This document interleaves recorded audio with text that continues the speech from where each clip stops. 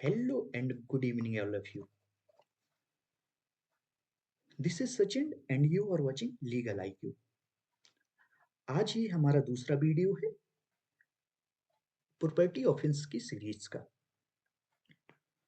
पिछले video lecture पे हम डिस्कस कर चुके हैं all about overview of the property offences, यानी कि पूरा प्रॉपर्टी ऑफेंसेस का ओवरव्यू ले चुके हैं। प्रॉपर्टी ऑफेंस को हमने पिछले वीडियो लेक्चर में दो भागों में कैटेगराइज किया था। पहली कैटेगरी थी कि जो प्रॉपर्टी ऑफेंस डिसऑनेस्टली मेंस रिया पे आधारित होते हैं। दूसरी कैटेगरी क्या थी? जो प्रॉपर्टी ऑफेंस फ्रॉडलेंटली मेंसरिया पे आधारित होते हैं। हमने देखा था पिछले वीडियो लेक्चर में कि कहीं ना कहीं मेजर पार्ट फ्रॉडलेंटली में नहीं बल्कि डिसऑनेस्टली मेंसरिया पे निर्भर करता है। डिसऑनेस्टली यानी कि हिंदी में अगर उसको कहूँ बेईमानी से, ठीक है। तो बेईमानी से मेंसरिया में जो अपराध आधारित हैं वो कहीं ना कहीं बीएनएस में या कोई भी संहिता में देखो आप, तो वो प्रॉपर्टी ऑफेंस के मेजर अपराध कौन से मेंसरिया पे आधारित होते हैं? डिसऑनेस्टली मेंसरिया पे।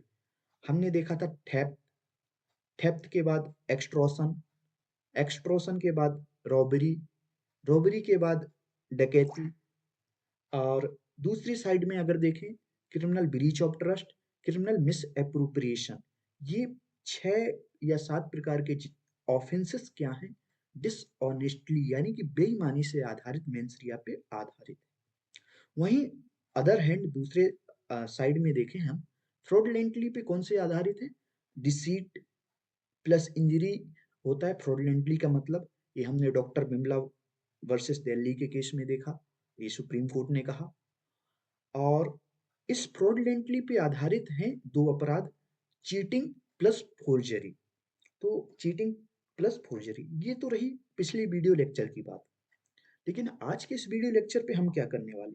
So today in this video lecture discuss about the theft. हम सबसे पहले शुरुआत करेंगे डिस्कस करना चोरी के बारे में।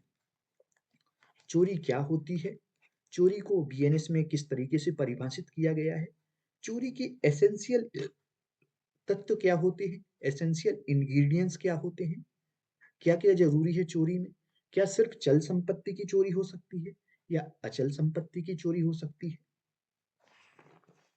क्या मैं आपकी कोई ऐसी प्रॉपर्टी जो कि मेरा बेईमानी से आशय नहीं है उसको आपसे ले लेता हूं तो क्या उसको चोरी कहेंगे?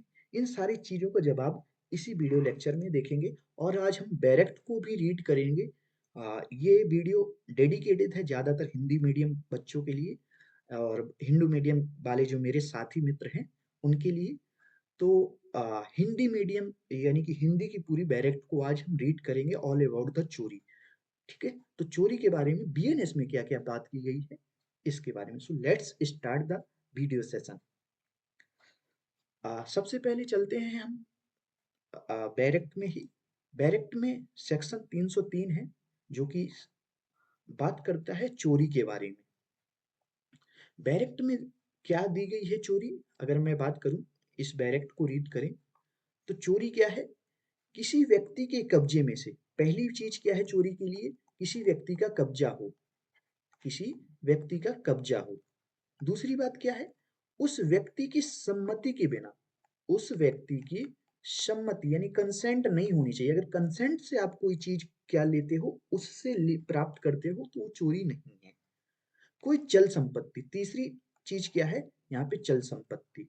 चौथी एलिमेंट क्या है चोरी की परिभाषा का?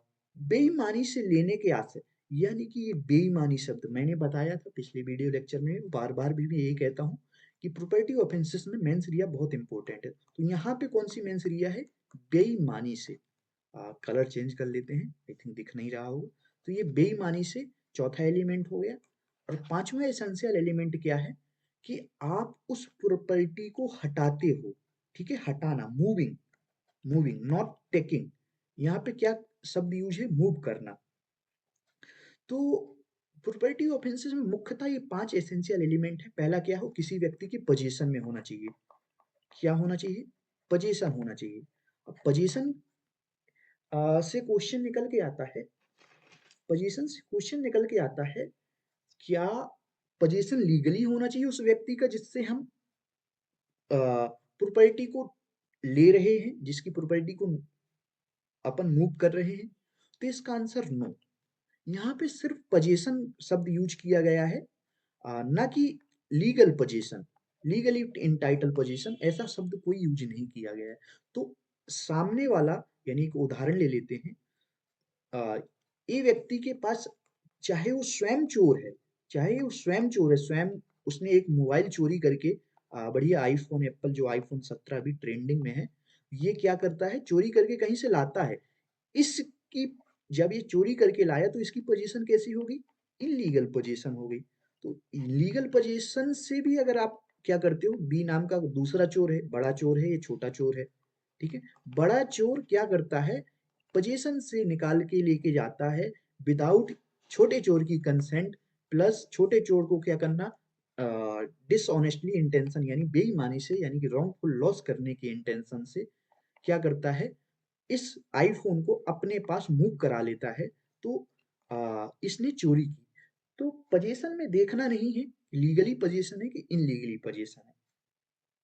पोजीशन के संबंध में एक बात और निकल के आती है कि क्या, कि पोजीशन में एक, अपन ने पिछली वीडियो में भी देखा था, कंस्ट्रक्टिव पोजीशन का एक कॉन्सेप्ट आता है, यानी कस्टडी में। तो देखो, अगर हम कंस्ट्रक्टिव पोजीशन की बात करें, कंस्ट्रक्टिव पोजीशन का पहले एक उदाहरण ले लेते हैं, उसके माध्यम से समझते हैं किस चीज की मैं चर्चा कर रहा हूँ। कंस्ट्रक्टिव पोजीशन का मतलब मेरा ये है कि मान लो मैं आपको कोई वस्तु, जो जिसकी कीमत क्या है, 100 रुपया है, संभालने के लिए देता हूँ, संभालने के लिए। वास्तविक, वास्तविक रूप से क्या है, मेरी है, मैं इसका ऑनर हूँ। वस्तु जो है 100 रुपया की है, इसका मैं ओनर हूँ। ओनरशिप किसके पास है? ए, ए नाम का व्यक्ति मैं हूँ, प्लस बी नाम के व्यक्ति आप हो, ठीक है? आपको मैं क्या देता हूँ, इसकी कस्टडी देता हूँ। तो यहाँ पे जब मैंने आपको कस्टडी दी है, तो पोजीशन कहीं ना कहीं दो भागों में बट गई। मैंने आपको कस्टडी दी तो पोजीशन, कंस्ट्रक्टिव पोजीशन इसी को कहते हैं कि पोजीशन का कुछ हिस्सा मेरे पास रह जाना और कुछ हिस्सा आपके पास। देखो, वास्तविक पोजीशन अगर देखिए, फिजिकल पोजीशन आपके पास है, लेकिन कंस्ट्रक्टिव पोजीशन मेरे पास है, कंस्ट्रक्टिव पोजीशन मेरे पास है। तो इसका, और जो हम सिर्फ पोजीशन शब्द यूज करते हैं, थोड़ा सा अंतर होता है कंस्ट्रक्टिव पोजीशन में, कि जो बी नाम का व्यक्ति है जिसको कस्टडी दी गई है, इसको होल ऑफ वर्ल्ड, यानी पूरे विश्व के खिलाफ क्या है, अधिकार है, पूरे विश्व के खिलाफ पोजीशन है, ठीक है? यानी कि सी डी ई बी कोई भी नाम का व्यक्ति क्या कर सकता है, इसकी पोजीशन से लेता है, तो यानी चोरी की है। किंतु, किंतु इस बी नाम का व्यक्ति जो है, ये मेरी पोजीशन से चोरी नहीं कर सकता, ये मेरी पोजीशन से चोरी नहीं कर सकता है। यानी कि जो कंस्ट्रक्टिव पोजीशन है, कंस्ट्रक्टिव पोजीशन है, वो मेरे पास कुछ रह गई ना, कुछ हिस्सा मेरे पास रह गया और कुछ हिस्से कस्टडी इसके पास है। तो बी नाम का व्यक्ति मेरे से चोरी नहीं कर सकता है। मुझसे कौन, A sorry, E F G H मुझसे भी चोरी कर सकते हैं और इससे भी चोरी कर सकते हैं। यानी कि होल ऑफ वर्ड्स के अगेंस्ट इसको मैंने क्या दे दिया है, पोजीशन दे दिया है। किंतु मेरी तो है ही होल ऑफ वर्ड के खिलाफ। लेकिन जब हम दोनों का रिलेशन आएगा, हम दोनों का रिलेशन आएगा, तो इसको, इस बी नाम के व्यक्ति को मेरे खिलाफ पोजीशन उपलब्ध नहीं होगा, मेरे खिलाफ पोजीशन, यानी कि अगर बी का चोरी करने की बारी आएगी, अगर हम कहें बी ने चोरी की है मेरे उस 100 रुपया की वस्तु को, तो ऐसा नहीं कह सकते हैं, क्योंकि मेरे रिस्पेक्ट में बी के पास पोजीशन नहीं था, बी के पास पोजीशन नहीं था, ठीक है? मेरे से कोई अन्य व्यक्ति चोरी कर सकता है, भले ही इसके पास फिजिकल कंट्रोल है, यहाँ से अगर उस 100 रुपए की वस्तु को कोई ई नाम का व्यक्ति लेके जाता है, तो इसके विरुद्ध भी चोरी की इसने, मेरे विरुद्ध भी चोरी की। तो ये होता है कंस्ट्रक्टिव पोजीशन का मतलब। तो क्या सबसे पहला एसेंशियल एलिमेंट इस हिंदी वाली वेरिएक्ट में क्या निकल के आता है, किसी व्यक्ति के कब्जे में होना चाहिए, कब्जे में होना चाहिए, तभी चोरी किया हुआ कहला सकता है। यहाँ पे ओनरशिप के बारे में चर्चा नहीं की गई है। ध्यान देने वाली बात ये है कि ओनरशिप मैंने कल भी बताया था कि ओनरशिप के बारे में कुछ कहीं बात नहीं की गई है। यहाँ पे सिर्फ पोजीशन की बात की गई है और पोजीशन लीगली हो या इनलीगली हो, कोई फ़र्क नहीं पड़ता है। ठीक है? तो एक और बात निकल के आती है कंस्ट्रक्टिव पोजीशन की। जब हम बात करते हैं, जब हम बात कंस्ट्रक्टिव पोजीशन की करते हैं, तो एक बात और निकल के आती है कि क्या मेरी वाइफ़ मेरी वस्तुओं को चोरी कर सकती है? मेरी वस्तुओं को यानी कि मेरी जो चल संपत्तियाँ हैं, उसकी चोरी कर सकती है क्या? ये क्वेश्चन निकल के आता है। तो इसका जवाब इसी कंस्ट्रक्टिव पोजीशन वाले आंसर में छुपा हुआ है।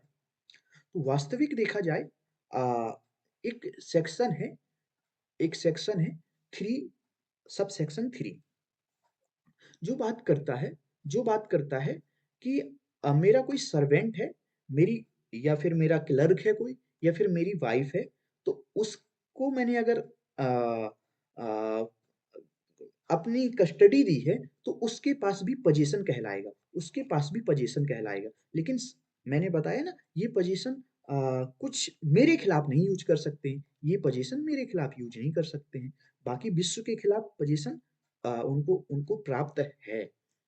तो वाइफ का जहाँ सवाल आता है, तो देखना होगा। जैसे एक उदाहरण लेते हैं।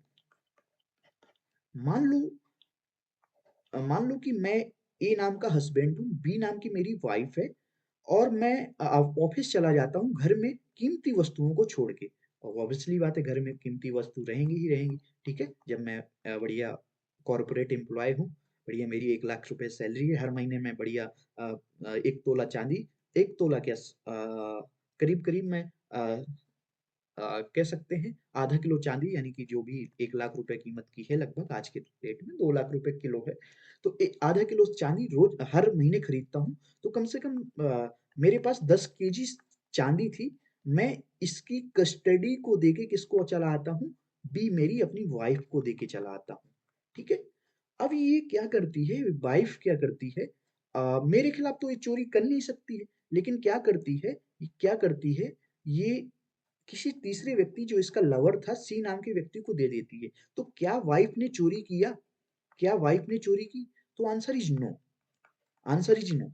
क्यों? क्योंकि वाइफ को क्या था, कंस्ट्रक्टिव पोजीशन, कस्टडी प्राप्त थी। ठीक है, कस्टडी प्राप्त थी। वाइफ से कोई चोरी करेगा, ये हो सकता है। मैं इसको क्या करके आया था, कंस्ट्रक्टिव पोजीशन देके आया था। तो यहाँ पे क्या हो सकता है, वाइफ ने क्या किया, वाइफ ने किया है क्रिमिनल ब्रीच ऑफ ट्रस्ट, क्योंकि मैंने ट्रस्ट किया था उस पे, और क्रिमिनल ब्रीच ऑफ ट्रस्ट का ऑफेंस होता है। ठीक है। लेकिन सी को जब वाइफ ने दिया, सी को जब वाइफ ने 10 केजी चांदी अंतरण की थी, ठीक है, अंतरण की थी, तो सी को ये पता था कि बी इस चांदी के लिए देने के लिए इंटाइटल नहीं है। इंटाइटल का मतलब क्या है, अथॉरिटी नहीं है बी के पास। यानी कि बी को पता था कि ये चांदी किसकी है, ए नाम के पर्सन की है, ए नाम के पर्सन की है। तो यहाँ पे सी ने मेरे खिलाफ चोरी की, यानी सी ने तो चोरी की। ठीक है, सी ने चोरी की, ऐसा अपराध हुआ। और बी ने क्या किया, क्रिमिनल मिस एप्रोप्रिएशन या criminal breach of trust. Generally position पहले से अंतरण था, तो miss criminal breach of trust हुआ है, क्योंकि ए ने स्वयं पोजीशन देके गया था।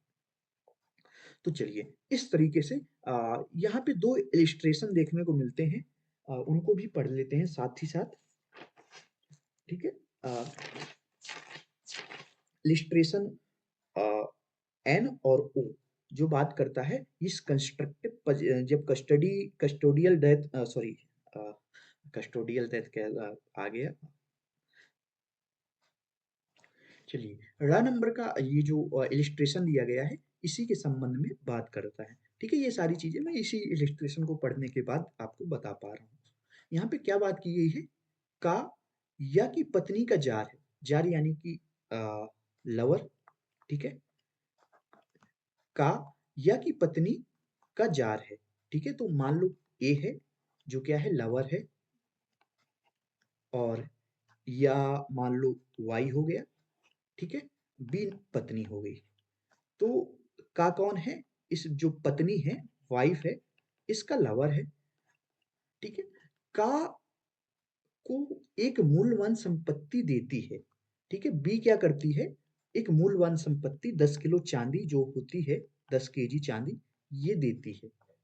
जिसके संबंध में का जानता है, यानी ए को पता है, ए को पता है कि वह उसके पति या की है, यानी ए को पता है कि किसकी है, वाई की प्रॉपर्टी है। वह ऐसी संपत्ति है जिसको देने का प्राधिकार वाई से प्राप्त नहीं, प्लस वाई की संपत्ति है, प्लस बी को कोई अथॉरिटी भी नहीं है। यहाँ पे बी को कोई अथॉरिटी भी नहीं है, ए को सारी चीजें पता है। तो फिर भी इतना सब पता होने के बाद भी लवर यानी का संपत्ति को डिसऑनेस्टी लेता है, बेईमानी से लेता है, तो उसने चोरी की, ए ने चोरी की। बी ने क्या किया? बी ने क्रिमिनल ब्रीच ऑफ ट्रस्ट किया, ठीक है? यहाँ पे क्रिमिनल ब्रीच ऑफ ट्रस्ट क्यों नहीं लिखा है? इसलिए नहीं लिखा है कि जब ये आईपीसी बनी थी तो क्रिमिनल ब्रीच ऑफ ट्रस्ट और क्रिमिनल मिस एप्रोप्रिएशन अपराध नहीं थे, इसलिए जब लॉर्ड मैकेले जिन्होंने आईपीसी को बनाया है, ड्राफ्ट किया, उन्होंने इस इलिस्ट्रेशन में आगे जोड़ा नहीं। अन्यथा जब अगर criminal breach of trust miss appropriation का अपराध होता तो यहाँ पे लिख देते कि वाइफ ने मिस एप्रोप्रिएशन किया। चलिए, इससे जुड़ा हुआ है, इससे ऊपर वाला इलिस्ट्रेशन 18 नंबर का है, इसको भी पढ़ लेते हैं। क्या है? आ, या की पत्नी का भिक्षादान मांगता है, या की पत्नी से वही है, ठीक है? वापस से लेते हैं। ए कौन है? भिक्षादान मांगता है, भिक्षादान यानी कि कह सकते हैं गिफ्ट टाइप मांगता है, ठीक है? बी नाम की पत्नी हो गई, वाई क्या हो गया? हस्बैंड हो गया, हस्बैंड हो गया, और बी पत्नी। चलिए और आसान करते हैं इस इलिस्ट्रेशन को, इस तरीके से नहीं, नई टेक्निक अपनाते हैं इसको समझने के लिए। चलिए, तो ए हो गया भिक्षादान मांगने वाला, एच हो गया हस्बैंड, डब्ल्यू हो गई वाइफ। ये क्या करता है? वाइफ से क्या मांगता है? भीख मांगता है या भिक्षादान मांगता है। का को धन, भोजन और कपड़े देती है, जिनको का जानता है कि वे उसके पति या के हैं, ठीक है? जब मांगता है तो जो डब्लू नाम की वाइफ है, ये इसको बढ़िया कपड़े, धन, बाकी सारी चीजें दे देती है। लेकिन ए को पता है कि उसके पति एच के हैं, ठीक है? लेकिन यहाँ अधिसंभव है का यह विचार हो कि या कि पत्नी को भिक्षा देने का प्राधिकार है, ठीक है? लेकिन जो ए नाम का यह व्यक्ति भिक्षा मांग रहा है, इसको लग रहा है, इसको लग रहा है कि वाइफ को अथॉरिटी दे के गया है पति, डब्लू को अथॉरिटी दे के एच गया है, इसीलिए का यह विचार था, तो का ने चोरी नहीं की। क्यों नहीं की? क्योंकि उसको बेईमानी से इंटेंशन नहीं है, उसको तो जेन्युइनली लग रहा था कि जो ये मुझे प्रदान कर रही है, ये मुझे कहीं ना कहीं अथॉरिटी के अधीन दे रही है, ठीक? लेकिन ये सारी चीजें लिखने की जरूरत क्यों पड़ रही है, इसके पीछे का रीजन समझ लेते हैं। इसके पीछे का रीजन है कि जो हमने अपना लॉ को एडॉप्ट किया है, वो इंग्लिश लॉ से कहीं ना कहीं लेके आए हैं, लगभग जितना भी 90% अपना लॉ है। तो इंग्लिश लॉ में क्या है? हस्बैंड और वाइफ एक ही लीगल एंटाइटी है, एक ही लीगल एंटाइटी है, इसीलिए कहीं ना कहीं वहां पे हस्बैंड वाइफ एक दूसरे की प्रॉपर्टी का ना चोरी कर सकते हैं ना करवा सकते हैं, ठीक है? सबको अथॉरिटी प्रदान होती है। लेकिन इंडियन लॉ में डिफर करता है, यानी अंतर है, इसीलिए ये लिखने की, ये दो इलस्ट्रेशन बनाने की और पोजीशन के संबंध में बात करने की जरूरत पड़ रही है अभी। चलिए, तो पोजीशन कैसा होना चाहिए, क्या है पोजीशन, कंस्ट्रक्टिव पोजीशन में क्या कैसी चोरी हो सकती है, ये सारी चीजें क्लियर हो गई होंगी, ठीक है? अब बात करते हैं कि संपत्ति सहमति के बिना, सहमति के बिना, ठीक है, किसी व्यक्ति के कब्जे से उसकी सहमति के बिना, सहमति कैसी हो सकती है? एक्सप्रेस भी हो सकती है, इम्प्लाइड भी हो सकती है, एक्सप्रेस भी हो सकती है, इम्प्लाइड भी हो सकती है। ये हमको कहाँ से पता चल रहा है? ये स्पष्टीकरण 5 से पता चल रहा है, ठीक है? स्पष्टीकरण 5 को पढ़ते हैं। क्या कहता है स्पष्टीकरण 5? स्पष्टीकरण 5 इस धारा में वर्णित, यहाँ पे संपत्ति शब्द यूज है, ठीक है? लेकिन संपत्ति नहीं है, सम्मति है, ठीक है? सम्मति है। ये मेरी भी वेरेक्ट में कहीं ना कहीं मिस प्रिंट था, या कह सकते हैं वेरेक्ट कि ये वर्ड मिसिंग हो सकता है, ठीक है? इंग्लिश में पढ़ते हैं तो कंसेंट ही लिखा आता है। इस धारा के में वर्णित कंसेंट अभिव्यक्त या विवक्षित हो सकती है और वह या तो कब्जा रखने वाले व्यक्ति द्वारा हो सकती है या ऐसे व्यक्ति द्वारा जो उस प्रयोजन के लिए अभिव्यक्तता या विवेचित प्राधिकार रखता है। तो वो डायरेक्ट भी दे सकता है, इनडायरेक्ट भी दे सकता है, एक्सप्रेस भी हो सकती है, इम्प्लाइड भी, किसी भी तरीके से अथॉरिटी मिल सकती है। अगर अथॉरिटी से व्यक्ति क्या करता है, कब्जे का अंतरण करता है, कब्जे से प्रॉपर्टी को हटाता है, कहीं ना कहीं ये पूरा अपराध ही खत्म हो जाता है। चलिए ठीक है। तीसरा एलिमेंट क्या है, इसके बारे में भी चर्चा कर लेते हैं। तीसरा एलिमेंट है चल संपत्ति। चल संपत्ति। अब चल संपत्ति क्या होती है, इसके बारे में अगर हम बात करें चल संपत्ति के बारे में, तो ज्यादा कुछ नहीं कहा गया है। आ, इस बीएनएस बैरेक्ट में सेक्शन 2 के सब सेक्शन 21 में बात की गई है कि चल संपत्ति वह संपत्ति है जो अर्थ से जुड़ी हुई नहीं है, अर्थ से जुड़ी हुई नहीं है। अब अर्थ से जुड़ी हुई नहीं है का तात्पर्य ये कि अर्थ से अलग जो भी चीजें हैं वो क्या है, मूवेबल प्रॉपर्टी है। लेकिन हम अगर बात करें सिविल लॉ की, ये हो गया क्रिमिनल लॉ बीएनएस, लेकिन सिविल लॉ में वहीं कहीं ना कहीं आप देखोगे अर्थ से जुड़ी हुई चीजों को भी मूवेबल मानते हैं। अगर टीपीए की सेक्शन 3 में आई थिंक आई अगर मैं सही याद कर पा रहा हूँ, तो टीपीए की सेक्शन 3 में जो मूवेबल प्रॉपर्टी की डेफिनेशन है, तो वहाँ स्टैंडिंग टिम्बर, ग्रोइंग क्रॉप्स, ये चीजें भी क्या है, मूवेबल प्रॉपर्टी में आती है। लेकिन यहाँ पे सिर्फ क्या है, जो चीज जमीन से अलग है वही मूवेबल प्रॉपर्टी है। ठीक है, तो चल संपत्ति क्या होती है इन बीएनएस की नजर में या क्रिमिनल लॉ की नजर में, आप समझ गए होंगे। ठीक है। चौथा क्या है, बेईमानी से। ये मेंसरिया के बारे में हम कल चर्चा कर चुके हैं। बेईमानी से का मतलब होता है अपने आप को रॉन्गफुल गेन करना।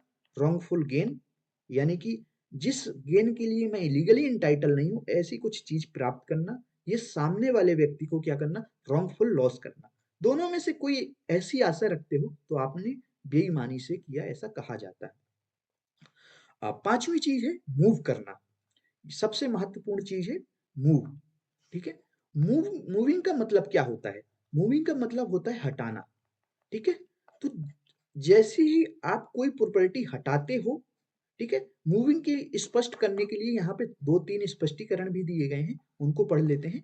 मूविंग क्या होती है, ठीक है, मूविंग क्या होती है। स्पष्टीकरण 2 में बताया गया है, स्पष्टीकरण 2 में बताया गया है कि हटाना जो उसी कार्य द्वारा किया गया है जिससे पृथक्करण किया गया है, चोरी हो सकेगा। हटाने का तात्पर्य पृथक्करण करना भी है। एक उदाहरण लेते हैं, मान लो कोई एक रिंग है, कोई क्या है, रिंग है, अंगूठी जिसको कहते हैं। उसमें डायमंड का हीरा जड़ा हुआ है। तो डायमंड के हीरो को जैसे आप अलग करते हो, अंगूठी को आप कुछ नहीं करते हो, उधर का उधर ही रखी हुई है, हटाते नहीं हो, लेकिन उसके हीरो को भी आप क्या करते हो, सेपरेट करते हो। तो ये भी चोरी होगी, इसको भी हम हटाना मानेंगे।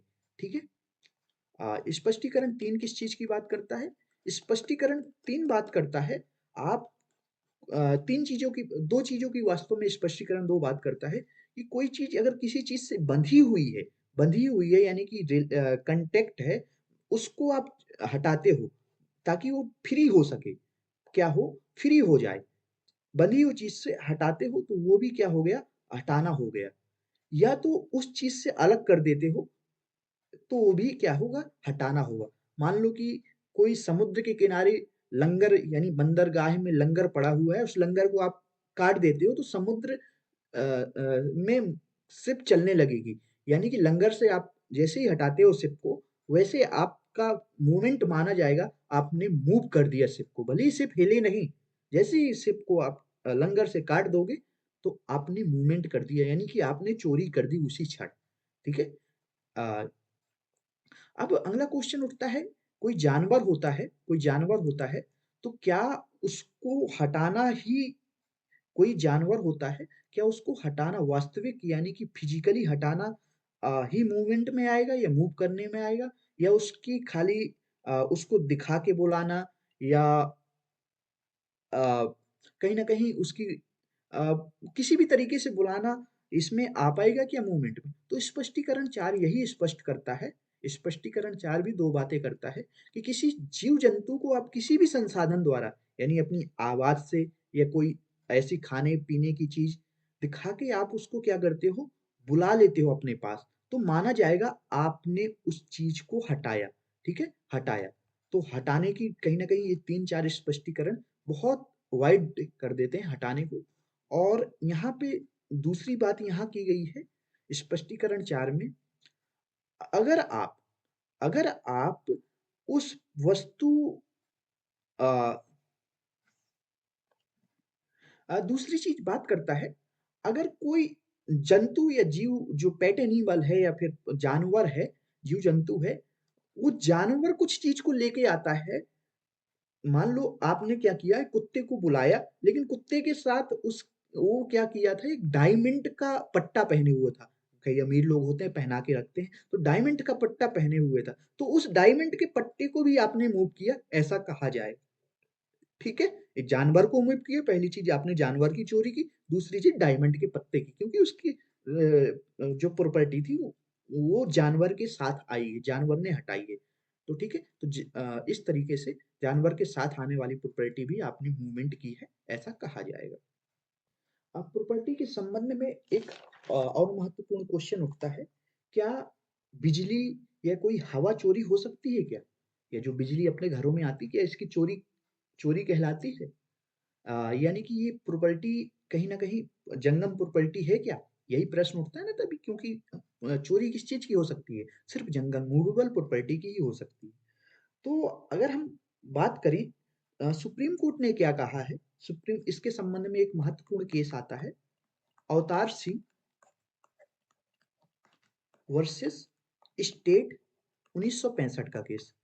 इसमें कहा गया है सुप्रीम कोर्ट द्वारा इलेक्ट्रिसिटी मूवेबल प्रॉपर्टी नहीं है, अर्थात इस सब्जेक्ट में इस चोरी की डेफिनेशन में इलेक्ट्रिसिटी नहीं आएगी मगर इस जजमेंट को पलटने के लिए क्या किया गया एक स्पेशल लॉ बनाया गया बिजली का ठीक है इलेक्ट्रिसिटी एक्ट जिसमें कहा गया कि बिजली की चोरी हो सकती है यानी कि सब्जेक्ट मैटर है थेफ्ट का प्लस उस उसी एक्ट में बिजली चोरी के बारे में सजा दी गई है ठीक है तो बिजली की चोरी वैसे तो नहीं हो सकती है लेकिन स्पेशल एक्ट आ गया है कहीं ना कहीं इलेक्ट्रिसिटी एक्ट तो उसके आने की वजह से क्योंकि special act always the over lap the general law तो इसीलिए कहीं ना कहीं स्पेशल लॉ ओवरलैप करेगा इस जनरल लॉ पे अब क्वेश्चन उठता है कि गैस यानी कि जो हमारी ऑक्सीजन है हवा है ये फैली हुई इसकी चोरी हो सकती है क्या क्या आप कह सकते हो क्या कि मेरे घर की हवा आप चोरी ले करके लेके गए मेरे घर की ऑक्सीजन आप चोरी करके ले गए तो देखो इसके लिए आपको दो चीजें समझनी एक चीज समझनी पड़ेगी कि गैस या हवा जब तक या पानी कह सकते हैं रिस्ट्रिक्टेड नहीं है तब तक ये चोरी का विषय वस्तु नहीं हो सकती है रिस्ट्रिक्टेड यानी कि ऑक्सीजन को अगर मैं सिलेंडर में बंद कर लेता हूं तो अब इसकी चोरी हो सकती है अब मैं कह सकता हूं कि मेरे घर में रखा हुआ जो ऑक्सीजन में सॉरी सिलेंडर में रखी हुई ऑक्सीजन को आप चोरी करके लेके गए लेकिन मैं इस तरीके से स्टेटमेंट नहीं दे सकता हूं कि आप मेरे घर की हवा को चोरी करके लेके गए या मेरे घर की ऑक्सीजन को इसी तरीके से पानी है जैसे ही पानी को आप क्या करते हो किसी बाल्टी में भर लेते हो या रिस्ट्रिक्टेड वे में कर लेते हो तो उसकी चोरी हो सकती है किंतु अगर पानी नेचुरल ठहरे है यानी जमीन में है या तब उसकी चोरी नहीं हो सकती है ठीक है तो देखो ये दो चीज ये जो मैं बात करता हूँ गैस हवा की चोरी ये दोनों एलिमेंट में आ जाता है एक तो पजेशन कब कहलाती है आपकी और पजेशन होगी तभी कहीं ना कहीं उस चोरी का विषय वस्तु हो सकता है प्लस मूवेबल प्रॉपर्टी होगी तो दोनों चीजों से कांटेक्ट होता है गैस और हवा पानी एक तो पजेशन तभी होगी जब आप उसको रिस्ट्रिक्टिव कर दोगे प्लस जंगम संपत्ति भी तभी बनेगी जब आप उसको रिस्ट्रिक्टिव कर दोगे रिस्ट्रिक्टिव यानी कि किसी चीज में कैद कर लोगे और अगला प्रश्न उठता है क्या टेम्परेरी डिस्पोजेशन थेफ्ट है यानी कि मैं कुछ समय के लिए आपका मोबाइल उठाता हूँ यूज़ करके वापस रख देता हूँ।